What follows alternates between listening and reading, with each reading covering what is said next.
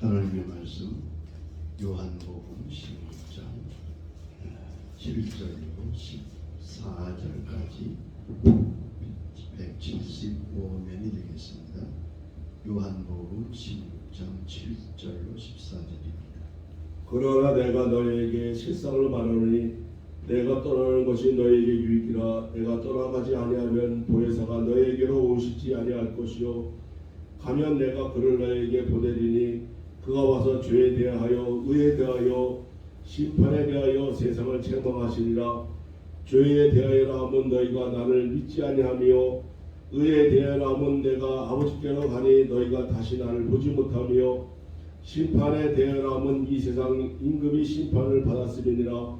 내가 아직도 너희에게 이를 것이 많으나 지금은 너희가 감당치 못하리라.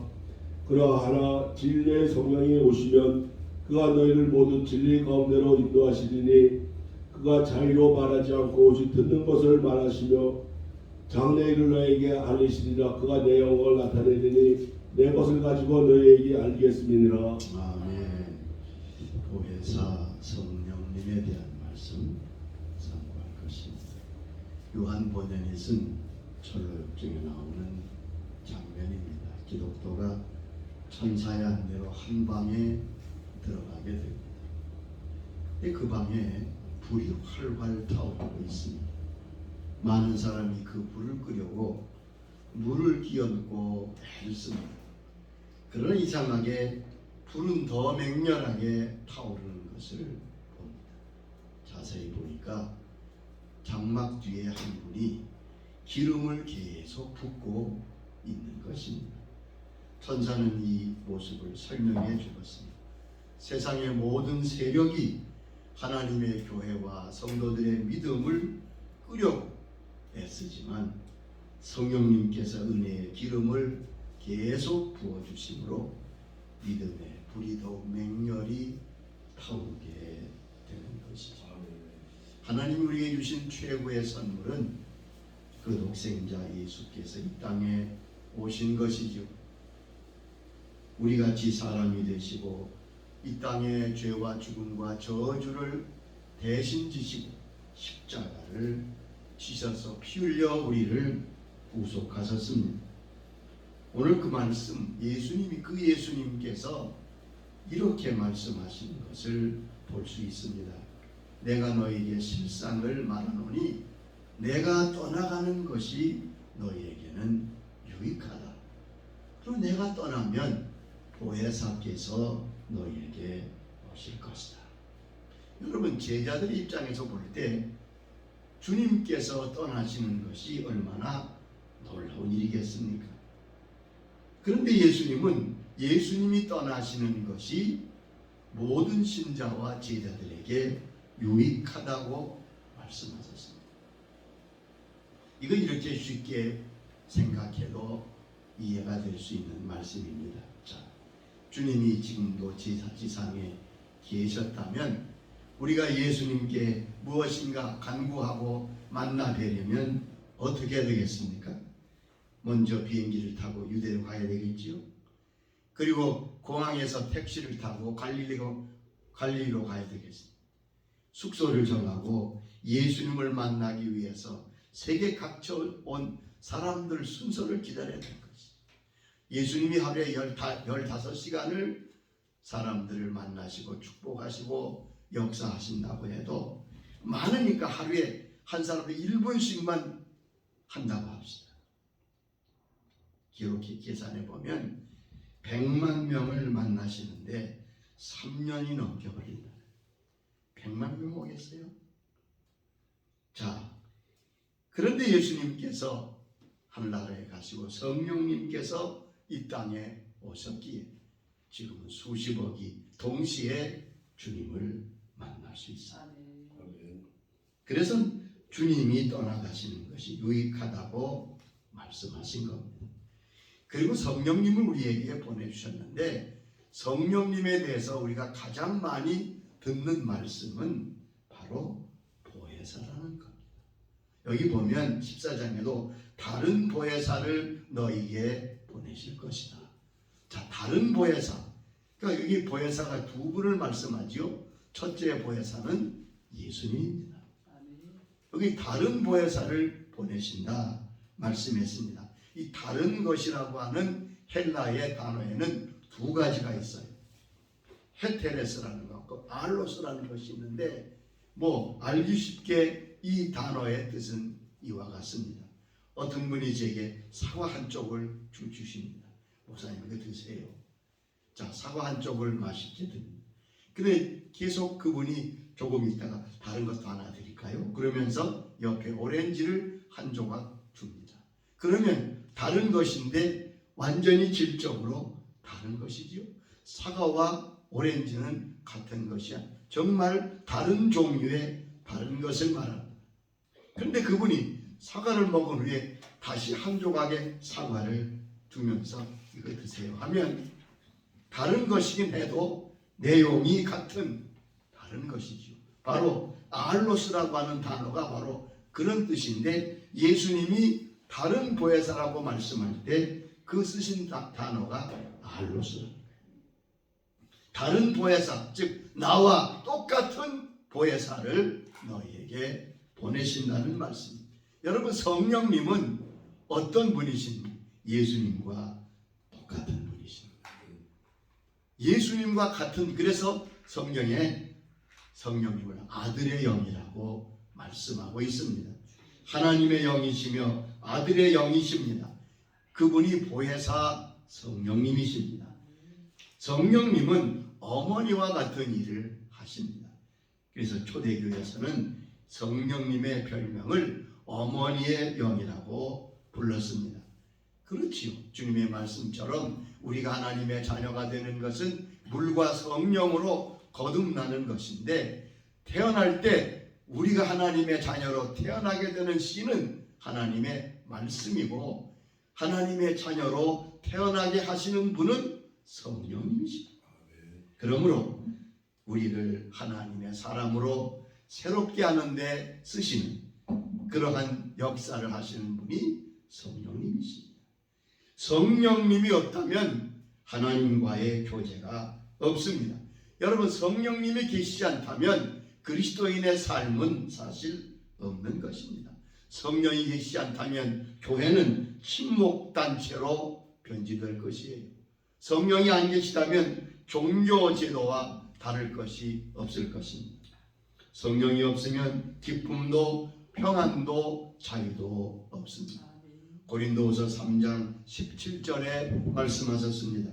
주는 영이시니 주의 영이 계신 곳에는 자유가 있느니라. 하나님의 영이 계신, 성령이 계신 곳에서는 자유가 있다고 말씀하십니다.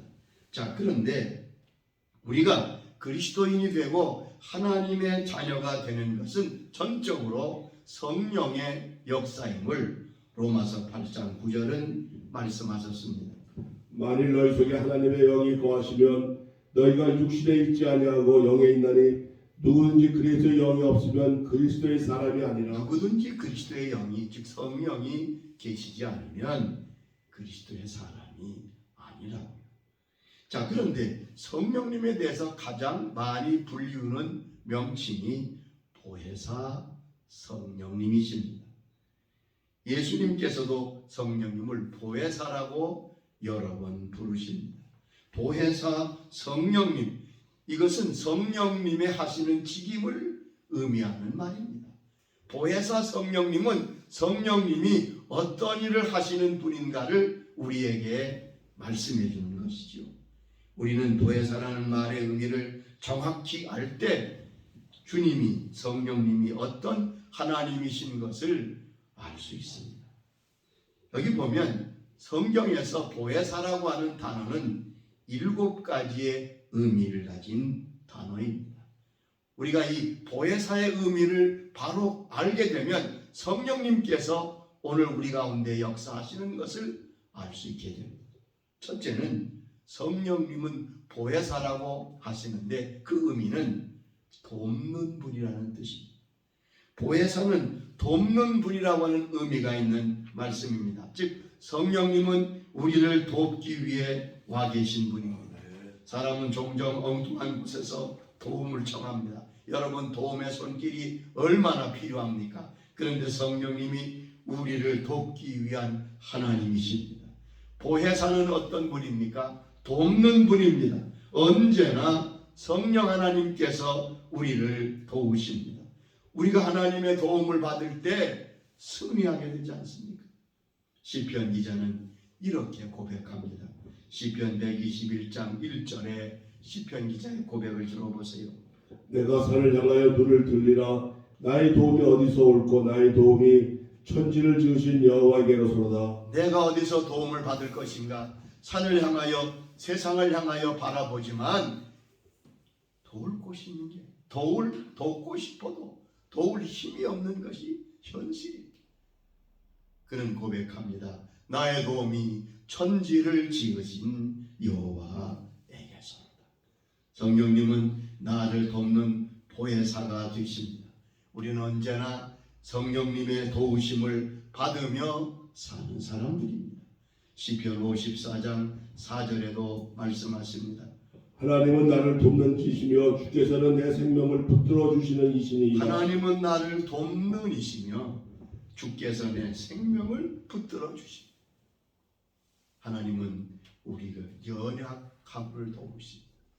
우리의 연약함을 도우신다. 로마서 8장 26절 보면 이와 같이 성령도 우리 연약함을 도우시나니 우리는 마땅히 기도할 바를 알지 못하나 오직 성령이 말할 수 없는 탄식으로 우리를 위하여 친히 간구하시느니라. 우리의 연약함을 도우십니다. 또한 때를 따라 도우시는 하나님이신 것을 말씀했습니다. 히브리 4장 16절에 말씀하셨지요. 때를 따라 돕는 은혜를 얻기 위하여 은혜의 보좌 앞에 나아갈 것이다. 여러분 도움이 꼭 필요할 때가 있습니다. 그런데 그 꼭 필요할 때 그때에 도우시는 분이 성령님이시라고 말씀해요. 때를 따라 돕는 은혜를 얻기 위하여 어떻게 하라고요? 은혜의 보좌 앞에 담대히 나아가라. 가만히 있는데 도움이 떨어지는 것은 없습니다. 하나님은 인격적인 분이시기 때문에 우리와 교통하고 우리에게 요청이 있을 때 주께서 역사하신다는 사실을 잊지 마세요.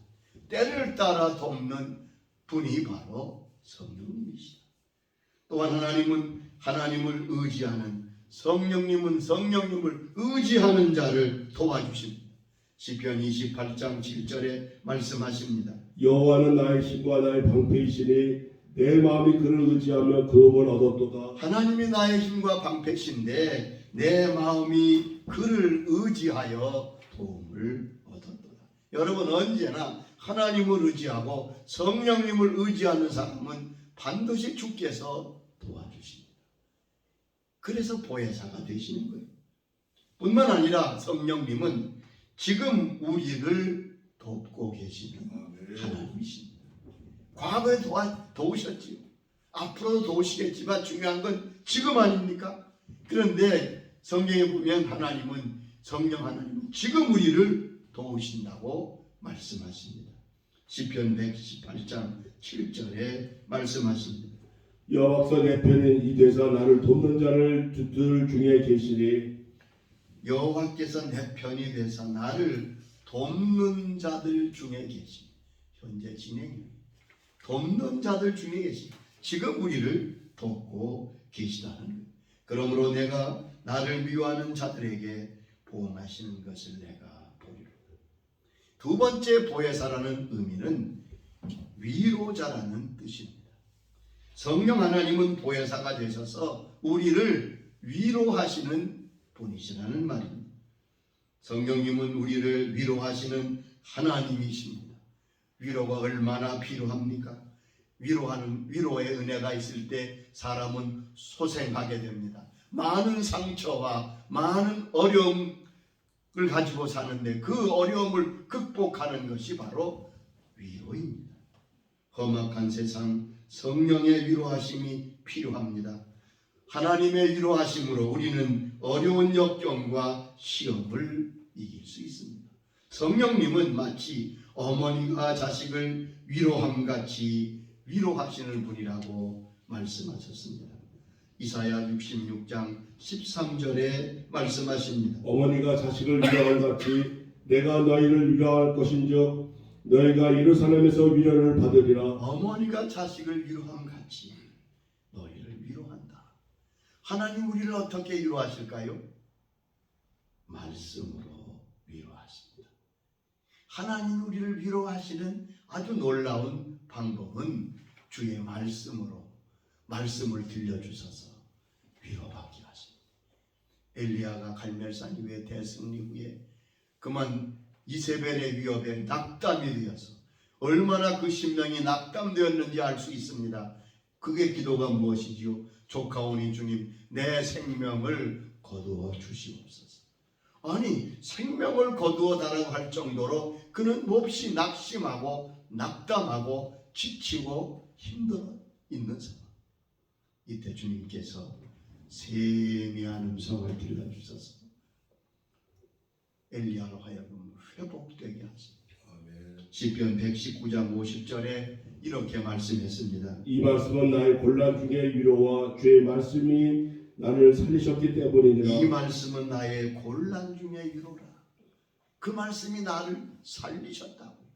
시편 107장 보면 곤란과 어려움을 당할 때 말씀을 보내서 저들을 위경에서 건지신다고 말씀했습니다. 성령 하나님은 우리의 위로의 하나님이십니다. 환난 중에 있는 우리를 위로하신다고 고린도 후서에 말씀하십니다. 고린도후서 1장 4절에 이렇게 말씀하십니다. 우리의 모든 환난 중에서 우리를 위로하사 우리로 하여금 하나님께 받은 위로로서 모두 환난 중에 있는 자를 너희 위로하게 하시는 이시로다. 우리가 환난 중에 있을 때 하나님이 우리를 위로하심으로 하나님께 받은 위로를 가지고 우리가 같은 환난을 겪은 자를 위로할 수 있다고 말씀하는 것을 볼 수 있습니다. 여러분, 위로함이 없는 이 땅에 하나님은 그 백성을 위로하시는 분이십니다. 이사야 40장 1절에도 말씀하십니다. 너희의 하나님이 이르시되 너희는 위로하라 내 백성도 위로하라. 너희는 위로하라 내 백성을 위로하라. 이사야 51장 3절에도 나 여호와가 시온의 모든 황폐한 곳을 위로하여 그 사막을 에덴 같고 그 광야를 여호와의 동산 같게 하였나니 그 가운데 기쁨과 즐거움과 감사함과 창화의 소리가 있으리라고 말씀했습니다. 보혜사는 위로하시는 분이십니다. 세 번째 성령님은 보혜사인데 그 의미는 변호사라는 의미입니다. 나의 송사를 변호해 주시는 분. 여러분, 변호사는 내가 미처 발표할 수 없는, 내가 어떻게 할 수 없는 나의 억울함과 답답함과 문제를 대신 송사하고 대신 돕는 분이 아닙니까? 내 입장에서 변호하시는 분. 예수님이 바로 보혜사로서 변호하시는 거예요.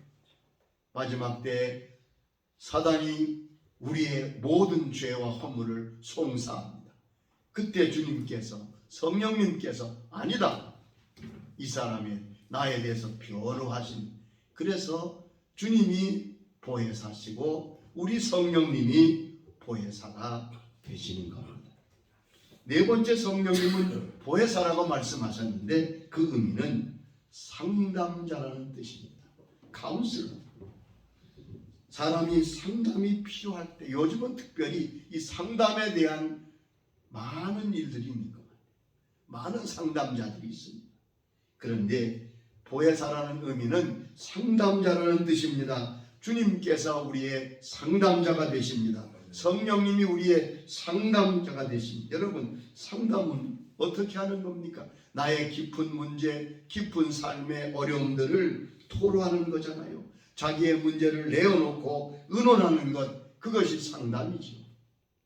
사람들의 상담도 필요하고 효과가 있을 수 있습니다. 그러나 예수님은 최고의 상담자십니다. 성령님은 최고의 상담자가 되십니다. 여기 보면 시편 62장 8절에 보면 이렇게 말씀했습니다. 백성들아 사시로 그를 의지하고 그의 앞에 마음을 토하라. 하나님은 우리의 피난처시로다. 백성들아 시시로 그를 의지하고 그 앞에 마음을 토하라. 여러분, 그것이 성령님께 하는 우리의 상담입니다. 마음을 토하라. 상담하러 가서 진짜 문제는 얘기하지 않고 주변만 돌다가 가는 분들도 많아요. 진짜 상담이 되려면 나의 마음을 토로해야 돼요. 여기 말씀한 대로 백성들아 그의 앞에 마음을 토하도록. 왜요? 성령님은 상담자가 돼요. 나의 문제와 어려운 감당하기 어려운 짐들을 대신 지시, 우리의 모든 짐들을 대신 져주시고 안식과 자유를 주십니다. 여러분, 상담할 수 있지만 그 상담하는 분들의 짐을 대신 져줄 사람은 아무도 없습니다. 근데 성령님은, 우리 주님은 우리의 짐을 대신 져주십니다. 그러므로 참다운 보혜사가 되신 거지.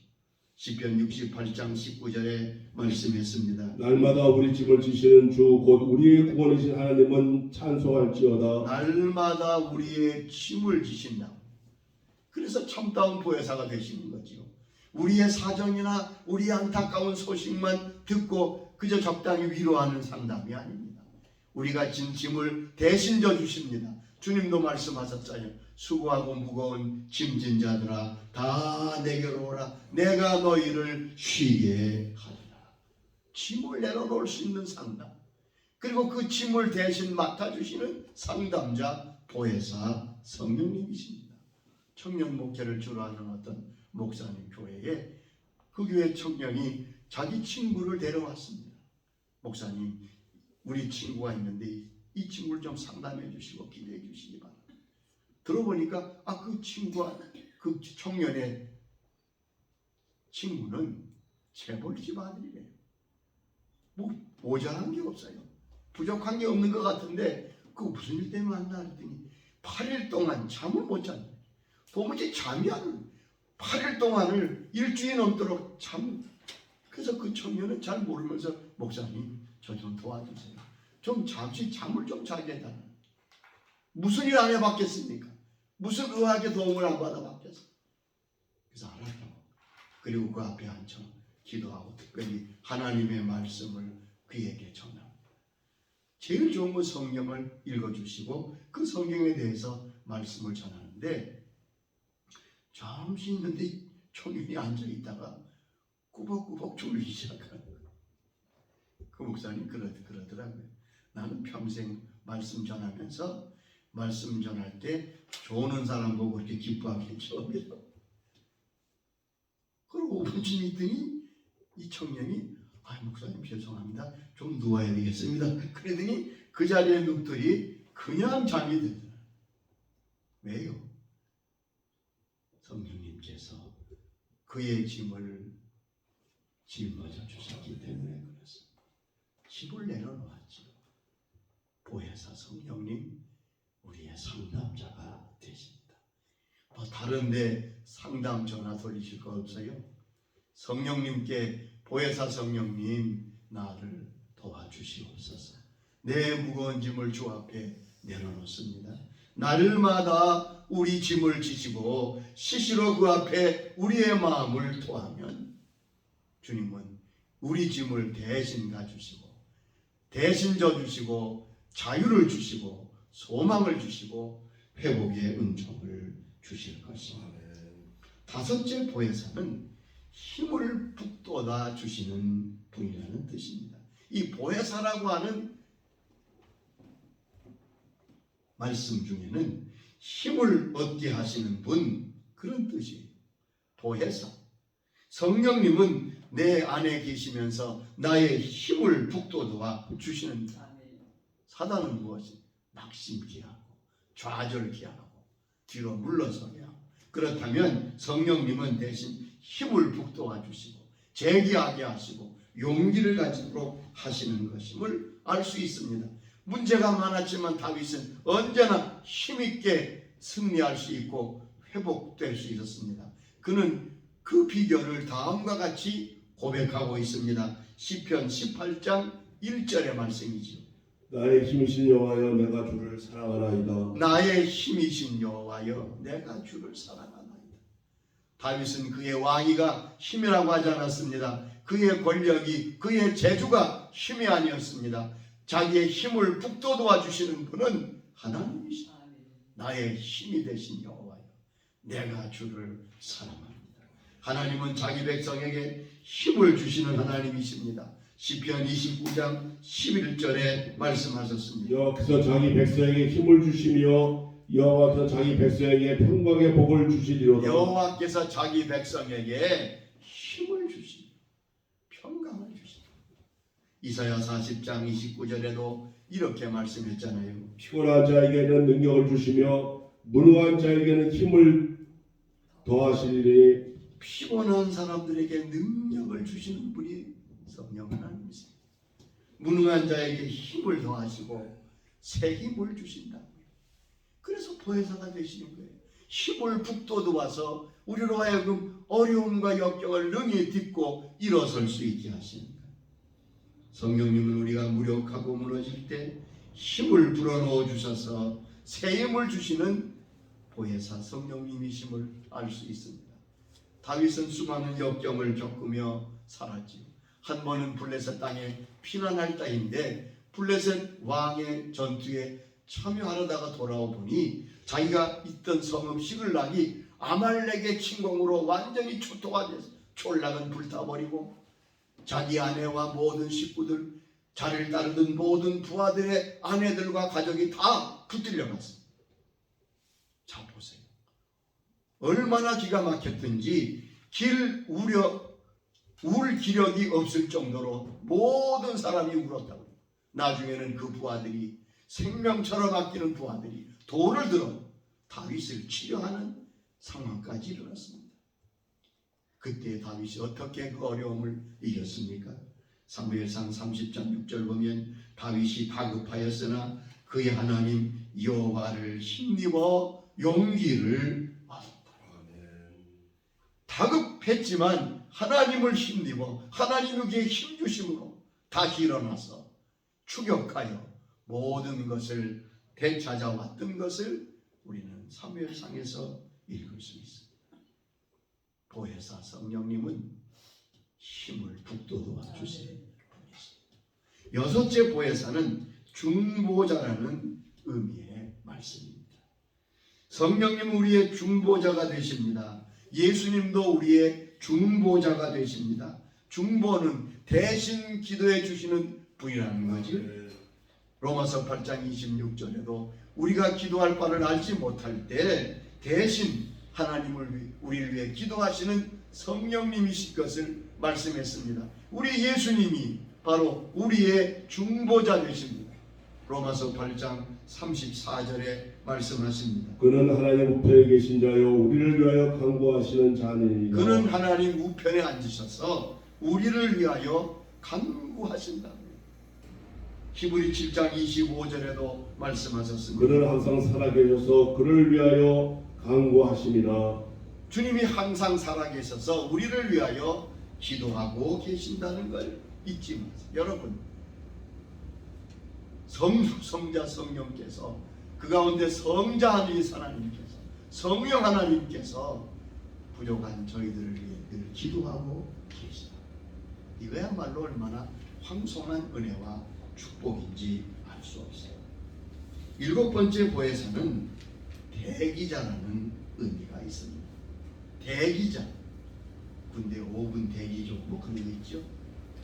대기자라는 말은 성령님은 언제든지 우리를 도우시기 위해서 대기하며 기다리고 계신다는 뜻입니다. 얼마나 황송한 말씀입니까? 우리가 주님을 섬기려 대기해야 되는데 반대로 성령님이 보혜사가 되셔서 언제든지 우리의 요구와 우리의 청원에 응답하시려고 준비하고 계신 것을 볼 수 있습니다. 우리 안에 성령님이 계십니다. 성령께서는 하나님이십니다. 그리고 보혜사가 되신다고 말씀하십니다. 이 보혜사 되신 성령님께서 우리를 도우시고 우리를 중보하시고 또 우리를 위로하시고 우리에게 하나님의 놀라운 은총으로 힘 북돋워 주셔서 이기 하십니다. 우리는 성령님의 은혜를 의지하여 살아가는 하나님의 영에 속한 사람들입니다. 오늘날 가장 큰 오해는 성령님을 오해하는 것입니다. 여러분, 성령님은 하나님이십니다. 인격적인 제3위 하나님이십니다. 그 하나님이 보혜사로 우리 가운데 계시다는 이 놀라운 진리를 깨닫고 그분께 순종하며 그분께 그 인도에 따라가는 보혜사의 역사가 우리 속에서 일어납니다. 성령님께서 깨닫게 하시고 성령님을 의지할 수 있도록 우리를 인도해 주시기를 바랍니다. 아버지 하나님 감사합니다. 보혜사 성령님 우리를 도우시고 우리를 위로하시고 힘을 북돋아 주시고 참으로 보혜사가 되어 주심을 감사합니다. 이 보혜사 되신 성령 하나님으로 우리가 거듭나게 주의 자녀가 되어서 믿음으로 보혜사 성령님을 의지하고 찬양하고 순종하며 따라가는 주의 자녀들 될 수 있도록 역사하여 주시옵소서. 예수님의 이름으로 기도드리옵나이다.